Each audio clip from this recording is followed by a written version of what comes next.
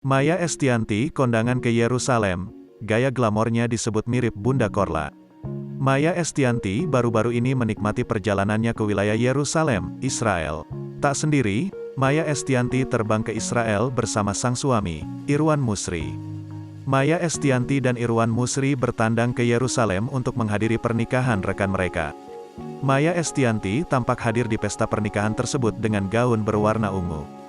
Gaun lengan panjang tersebut terlihat berkilau hingga menampilkan kesan mewah. Sementara Irwan Musri tampil dengan setelan jas warna hitam yang dilengkapi dasi pita.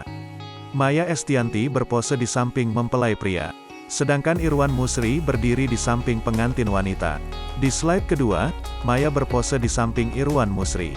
Di samping Irwan, sang mempelai pria memeluk pinggang mempelai wanita. Bukan cuma bersama mempelai, Maya juga memamerkan fotonya dengan para tamu yang lain. Melihat unggahan ini, netizen pun heboh mengomentari penampilan Maya Estianty.